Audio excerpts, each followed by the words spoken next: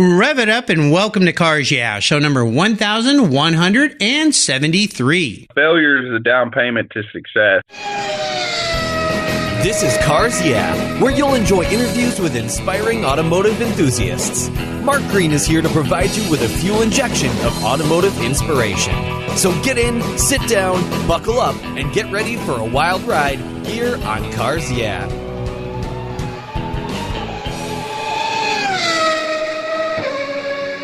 Hello, automotive enthusiasts. I'm revved up and so excited to introduce today's very special guest, Zach Adams. Hey, Zach, are you buckled up and ready for a fun ride? I'm ready. Let's do this. All right. And I'll just say you better stay out of Zach's way, and you're going to find out in a minute.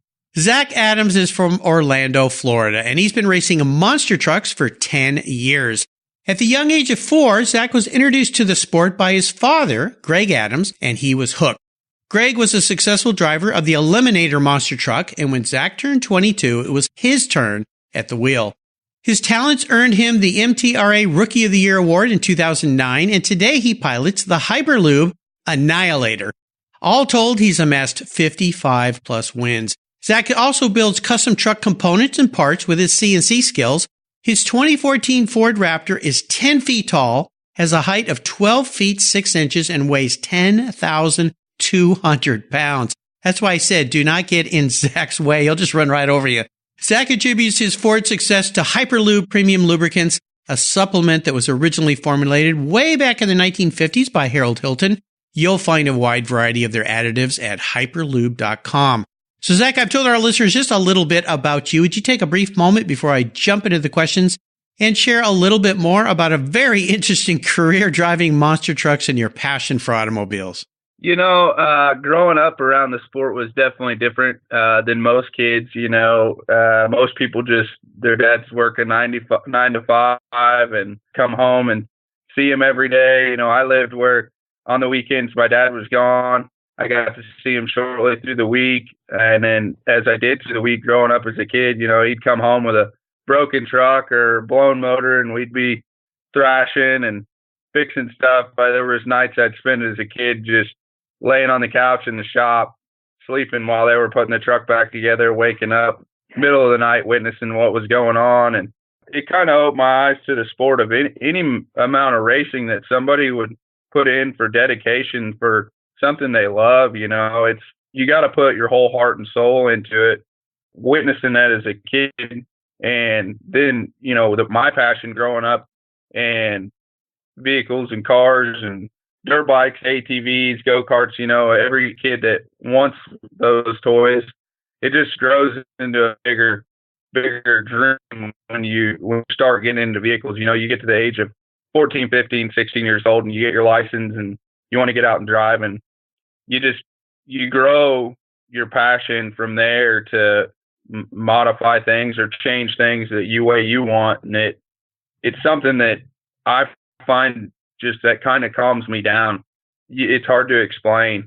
Well, I'm trying to imagine how driving a monster truck can calm you down, because I've been to monster truck shows and oh my gosh, it's incredible. But you touched on something else there, and that is all the work and effort that goes into these vehicles before the big weekend show. Those of us who go and watch this, we see you run and we think, oh, that's cool. What a nice thing. You spend a couple hours out in the dirt and that's it. What a nice life that must be. But I think we all know when you start thinking about it, we're going to learn more about you and your dad and the tough work and the teamwork it takes to build these things and participate and take them all over the country is quite impressive. Well, as we continue on your journey, I always like to start by asking my guests for a success quote or a mantra. This is some kind of saying that's been instrumental in forming your success in your life. It's a nice way to get the inspirational tires turning here on Cars Yeah. So Zach, take the wheel. Mine would be failure is a down payment to success. You know, whenever you're trying to build something new, or there's a chance, you know, you can get lucky and get things right the first time. When you're actually trying to accomplish something, in most cases, error applies to everything when trying to make advancements. The key is just to never give up. Yeah, I love that saying. Error is the down payment to success, or failure is the down payment to success. I think that's a fantastic way to look at it, because No doubt. You guys spend an awful lot of time prepping for these shows, and then you go out, and sometimes I've seen shows where the first run, the truck breaks, and that's it. It's all over with. And you kind of learn from that, I would guess. It's the only way you can get through a weekend like that. Yeah, it's crazy that people, they love what we do. They see basically, an hour and a half of an event where any given truck probably only runs about 15 minutes of that in total time. And in those 15 minutes, yeah, we're having fun and it's a good time, but those 15 minutes of fun cost us about minimum 60 hours of work in the week to try to, just a maintenance one, not if, we break it, we lose half the body in a rollover, you're just adding on to the workload and sleepless nights. Yeah, it's a tough sport. And it looks, I won't say it looks easy, but it looks like you're just out there having all this fun. But you're right, all the back end preparation, and that's really where the race is won. I've had so many racers on the show that preparation is the key to success is another one of those great attributes. Yeah, incredible, but great way to look at it. I love your optimistic outlook on learning from our failures as a great way to get through life and be more successful. Now, you kind of already answered this question, and I like to ask my guests if they can talk about a pivotal moment in their life when they knew they were going to be a car guy. I mean, sleeping on a couch out in the garage where your dad was working on trucks when you were a kid is pretty darn cool, but is there a moment in time when you realize, you know what, I'm going to climb up, literally climb up into the driver's seat, and I'm going to do what my dad did. I'm going to drive one of these things. As a kid, I always did. He had trucks in the shops, and, you just hanging out with dad, you're in the shop, and any kid likes to climb on things. So, of course, my jungle gym was a monster truck. So I was always climbing in and around and on the trucks and in the driver's seat. And, it just grew from there. I mean, it was something that I fell in love with at a young age, and it stuck with me for my whole life. No doubt. Now, can you remember the first time you were able to turn the key and actually not so much go out on a show, but like drive one around the yard or down the driveway or, God forbid, down the street? Yeah, actually I do. When we were real busy, we had to get to an event, one of them long weeks, about 17 years old, and dad, he took off. He had to go get parts, and I had to stay there and weld on a rear axle housing on the steering knuckle. And he's like, well, if you can get that welded up before I get back, then that's lessen the load on what we have to do later when we get these parts, and we can put it back in the trailer and head to an event. Well, I went to start working on it, and of course the welder wouldn't reach. So at that point, I didn't want to wait. Wanted to get the job done because we had a deadline to make. So just on my own, got in the truck, primed the engine, started it up, backed it out of the shop, turned it around and backed it right back in the shop and got the job done, fixed the housing. And by the time he was back, it was ready to go. Did he say, hey, how'd the truck get turned around? Yeah, he was quite surprised that, how did it get turned around? And I was, well, I started it, moved it around. Yeah. He's kind of like, well, did you do this? Did you do that? Any kind of procedure that somebody would have to start something, especially with a high-end motor. I answered all his questions just like, he would have been doing it by himself, or if I was doing it while he was there. And from then on, it was actually it turned into another job for me, where at the end of the events, when at the time I was helping him as crewing while he was in the truck, I was working on the truck in between race rounds and tiring the truck up before the show, tiring it down after the show. Well, it turned into, well, since you know how to do that, you need to take the truck back outside after the event as I go up and do autographs, and you can just take it out and get it tired down and load it in the trailer. So when I'm done, we can leave. Well, all those years of observing, you obviously were observing because, yeah, right. It's not as easy as jumping in a streetcar and just turning it around. There's a lot of procedural things with these things. You mentioned a trailer. I'm trying to imagine what kind of trailer can you fit a monster truck into? It's a 53-foot race trailer. It's 102 inches wide. And what we do is we actually take the big tires off and we put transport tires on them to load them in the trailer. So that part's the easy part. It's the hard part is moving around the 1,000-pound tires and getting them loaded in the trailer. Yeah, no doubt. No doubt. Oh, my gosh. Yeah, I mean, everything is just, the scales are absolutely incredible. Having gone to SEMA this past summer and seen some of the big giant trucks they have out there that aren't even as big as your guys' trucks, I just look up and go, oh my gosh. I mean, how do you even pick a part like that up or get it on? So very impressive. Well, let's take a look at some of the roads you've driven down. You've chosen to follow your dad's career. You mentioned it's a tough career. It's a lot of work. It's a lot of away from the family time. It's stressful. You just don't know how things are going to go. No doubt you've been faced over this last 10 years of racing with some challenges, maybe even a failure or two that have tested you. Could you walk us through one of those specifically and tell us how it kind of helped you learn a little bit so you could move forward and be more successful as you moved on in your career? I'm a big person on not getting upset or getting too mad, kind of laugh things off because things happen. It's a motorsport. There's always bad luck. There's always something that's going to go wrong. They're all mechanical machines. And as we know it, mechanical things fail. And then when you look at what we're doing, we're abusing them every time we get in them. So you can't really get mad when something breaks. It is frustrating, but the best thing you can do is just put your head down and get back at it and fix it and get back out there. Because the true thing is to keep the fans happy. That's what we do it for, is all the kids that, I know I was growing up as a kid. I'm still a fan of the sport. I love watching other trucks run. And as a kid growing up and watching it, I loved it. And so I know how kids feel. They love these things, and that's what we want to do. We want to keep these kids happy and give them a show and want them coming back for more.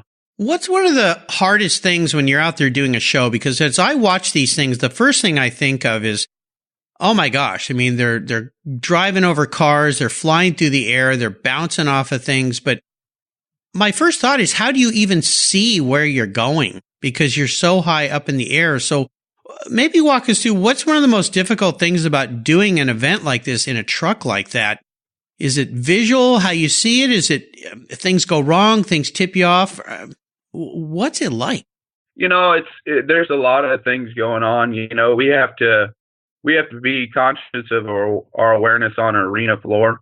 Believe it or not, the smaller the arena, the harder it is. We do hockey floors where they still actually have the boards up. They just take the ice out and we're running on the concrete. That's hard.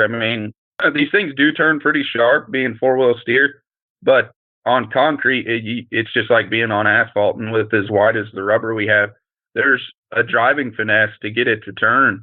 And you don't want to do any damage to them hockey boards or you're responsible for it. But as far as visual's not too bad. We're in there tight.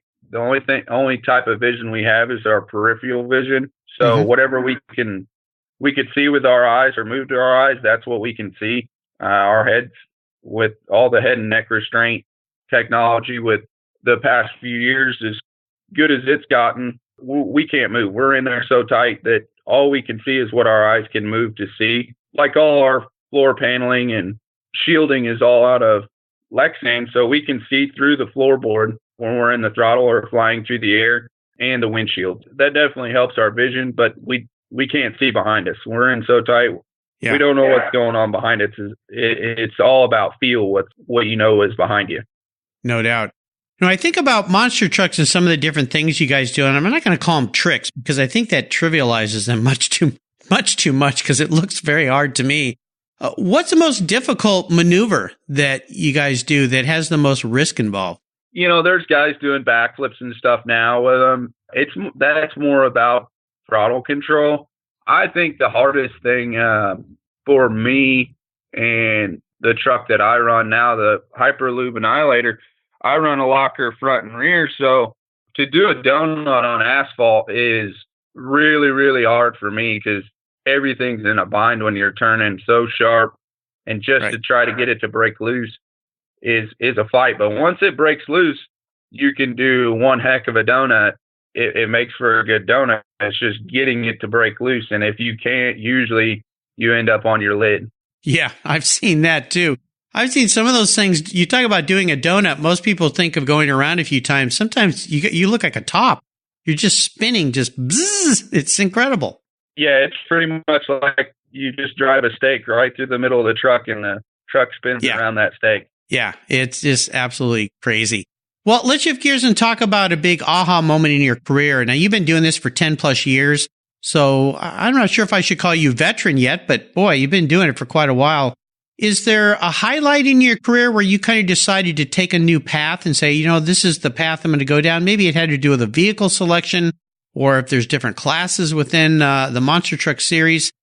Talk us through one of those big career aha moments. The first truck that I built, Rizlone had sponsored it, and I did many, many great years with that. Rookie of the Year in 2009, and had a racing championship in 2012 with it, and it was a great truck. But with times changing and my driving style kind of coming out on its own and being a little bit different, it was time for me to build a new truck, especially with the sport advancements and the obstacles that they were putting out. I mean, we were just getting bigger and bigger obstacles. So I needed to upgrade for the reason of my style mainly. And then that challenge kind of, as we started to hit production of building a new chassis and getting things designed in like we wanted for this new style chassis, I listed a truck for sale at one of our old ones, and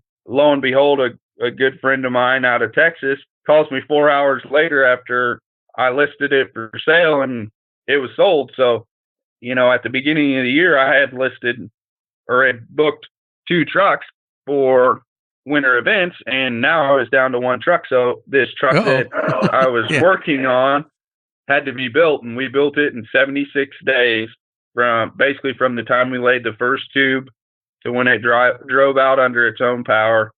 And when I drove it out under its own power, I loaded it in the trailer and went to an event with it. It was untested, untuned, had a bunch of brand new parts on it.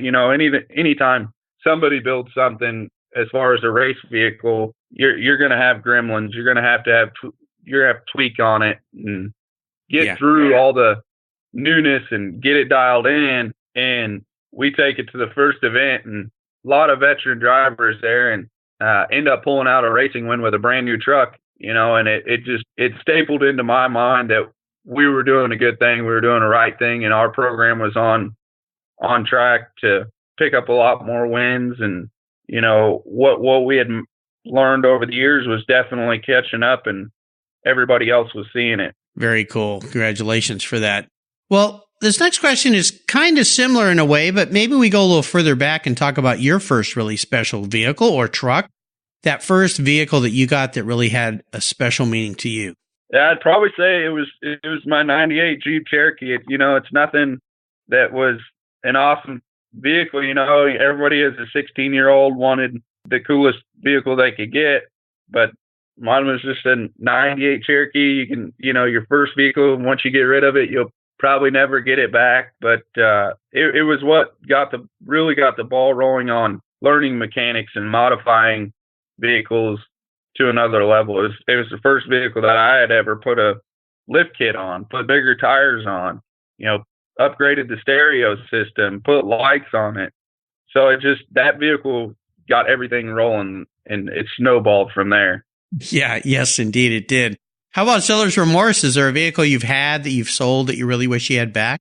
Yeah, I'd have to say that was probably my 08 F350 Power Stroke. And they get a bad rap from people with a 6.4 Power Stroke on cracked pistons and EGR leaks and this, that, and the other. And that truck, I just kept it simple and did slight modifications, put wheels, tires, level kit, changed all the lights to LEDs, paint matched the grill and badges, and numerous motor upgrades. I mean, full exhaust, intercooler piping, EGR delete, custom tuning, and it was one of the few vehicles that I never had any issues out of. I drove it to New York and back. I had it all the way out in Vegas and back, and that truck never let me down. It always was there. And it's funny, I didn't even really want to sell it. Truck was sitting outside. I was working in the shop, and some kid showed up with his grandpa, and he offered me money for it, and I couldn't refuse it. And it was a good price. And I actually ended up making $14,000 on the truck. So Wow. I had to let it go. Yeah, well, sometimes that's the way it is. Well, I would love for you to share what has you excited right now about your career and the Hy-Per-Lube Annihilator. We're towards the end of the year here. Next year's got all sorts of new adventures for you. So what has you fired up these days? Hy-Per-Lube, they jumped on board with us this past year, and great company.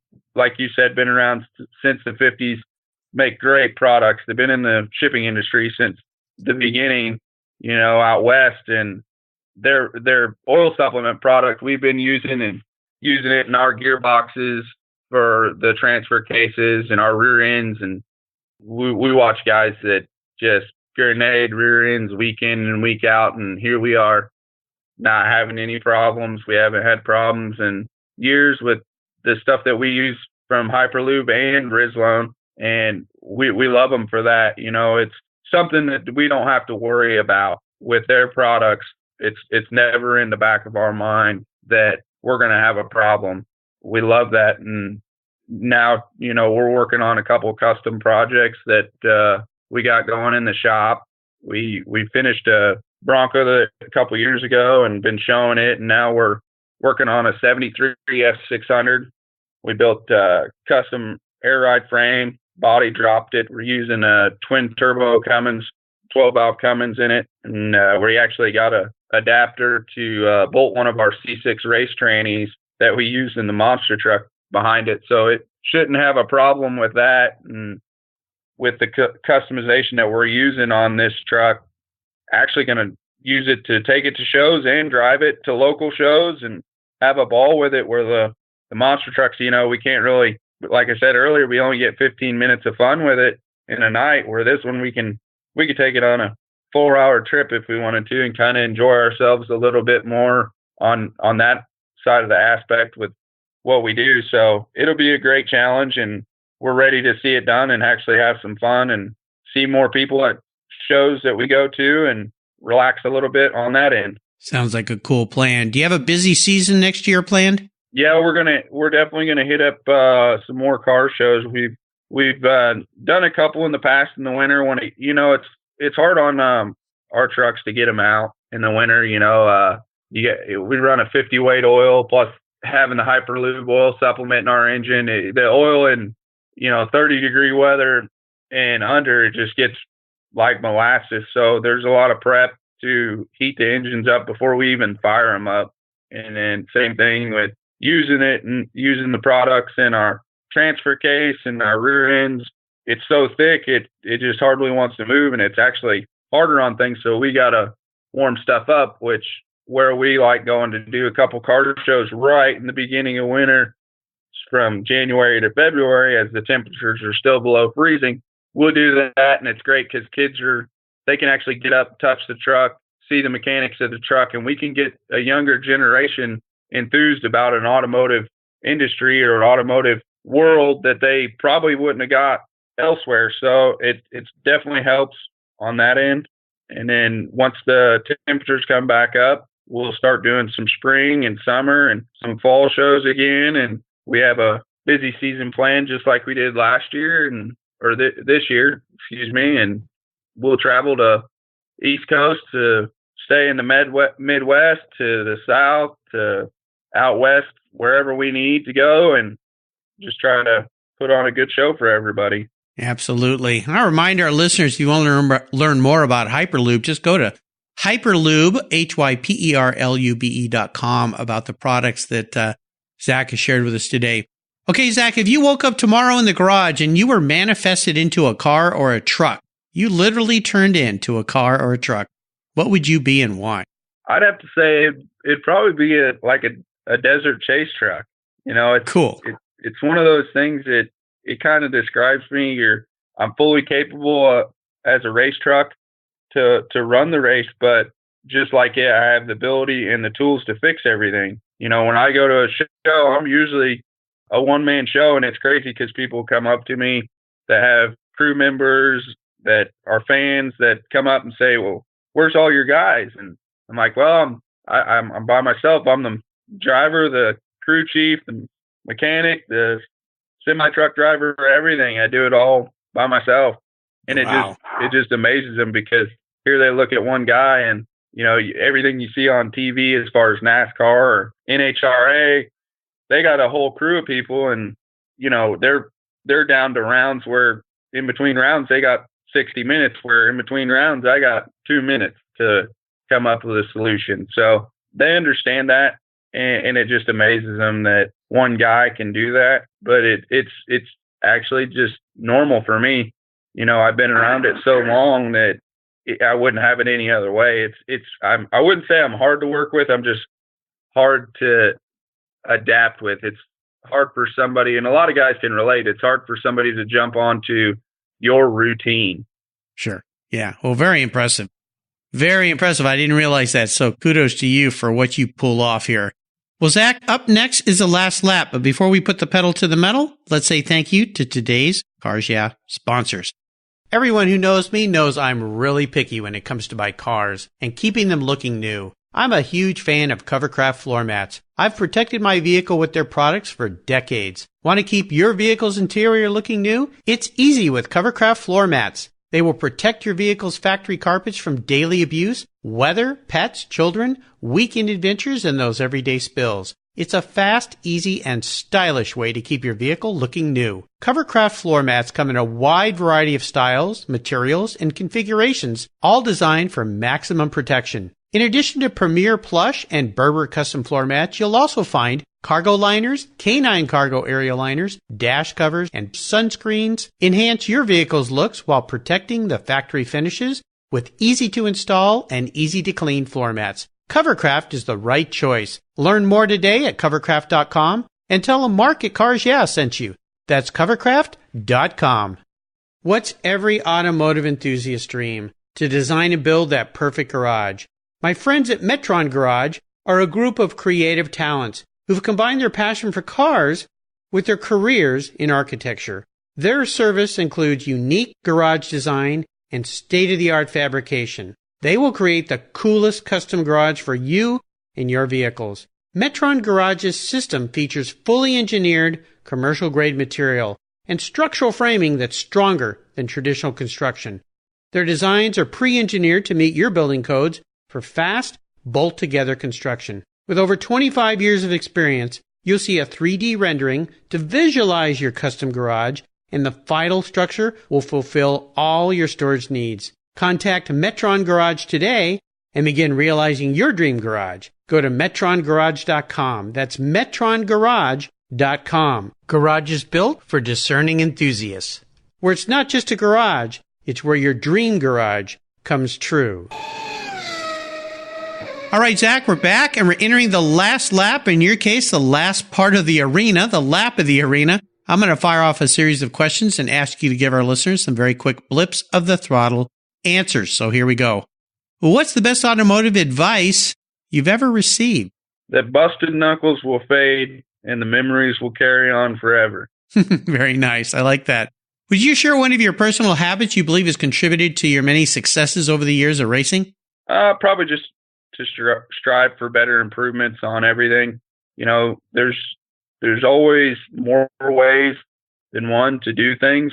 It's just finding the best way, and not the one that always works, but just getting the job done and the task done at hand. And then I like to always keep innovating, make things better. It may not be better the first time, but after trial and error, you'll get there, to improve what you're working on. Now, how about a resource? Is there a resource out there you'd like to share with our listeners? A resource that I actually use a lot when I work on customer vehicles that, it's crazy. You go to anywhere to get a vehicle, you notice, or you look at a vehicle, you notice the owner's manual's gone. Even from a used car lot, the owner's manuals are gone. It's quite common, and somebody brings in a car and I'm not familiar with it, or a truck on just a simple thing is a burnt fuse location in the fuse box. So I always go to just give me the damn manual.com, and it's great if you need to go in there and find it for any make or model, where the fuse location is, what that fuse is doing, to what the oil capacity and weight is for the motor or rear differential, whatever. It's in there. You can find it for any vehicle. an icon on my phone. I just click on it. I'm ready to go. I use it so much. That is really cool. I've not heard of that before. What is the name of that again? It's just give me the damn manual. Give me the damn manual. That's awesome. I love it. That's pretty cool. Now, how about if I could arrange for you to sit down and have a drink with anyone in the automotive industry, living or deceased? Who would that be? I'd say Dale Earnhardt Sr. The guy was a legend in the racing world. He started really from nothing and worked his way up. He was a man's man, a blue collar man. You know, it was just somebody you can relate to. He wasn't arrogant. You know, he was a true person. Nice. Yeah, that would be fantastic. And is there a book you've read that you think our listeners would enjoy reading as well? I would say the James Hunt autobiography. That was great. Yeah, great book. Absolutely. Well, listeners, I'll remind you can find all these resources Zach has shared on his Cars Yeah show notes page. Just go to carsyeah.com, type in Zach Adams, and that page will pop right up.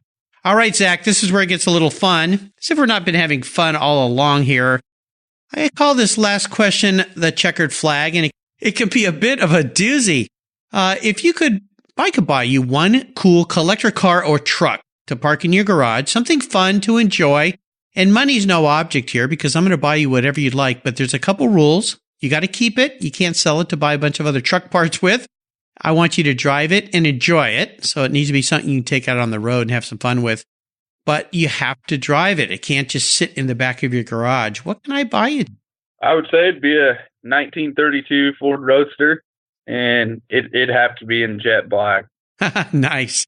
So obviously a Deuce Coupe, something pretty cool, maybe a hot-rodded Ford Roadster, I'm imagining? Yeah, not too hot-rodded, just still kind of simple and classy, but a little hot rod. There you go. Well, that's not too bad.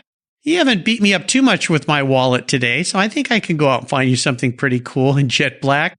Well, Zach, you have taken me on one wild ride today. I knew you would, being a monster truck driver. I've really enjoyed getting to know you better. I want to thank you for sharing your journey. I want to thank Hy-Per-Lube for putting us together. Great sponsor you have there. Is there one little parting piece of wisdom or guidance you might offer us before you drive off into the sunset in that 32 Ford Roadster? I'd say rise above failure. Keep your head up. Never give up on your goals and dreams. That's one thing you see with people. They get down on themselves when it comes to any kind of challenge. Just keep that head up. Keep striving for your dreams, and you'll get there. It just takes some determination. Absolutely. And what's the best way for our listeners to follow along with you and what you're doing?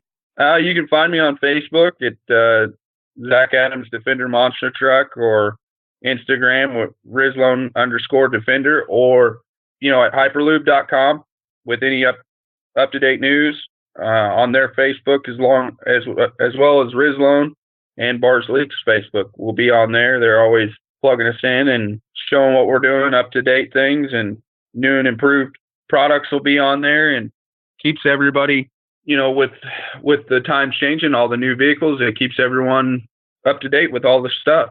Absolutely. I'll make sure I put all those links on Zach's show notes page. Just go to carsyeah.com, type in Zach Adams, and that page will pop up with all those cool links. So you can follow along with what he's up to. And if you're going to be in a city, anywhere in the country where he's going to perform, I think you want to go and watch. These shows are just so much fun, especially if you've got kids. They love the monster trucks. Zach, thanks for being so generous today with your time, your expertise, and for sharing your experiences with the Cars Yeah listeners. Until you and I talk again, I'll see you down the road. Sounds good. Thanks.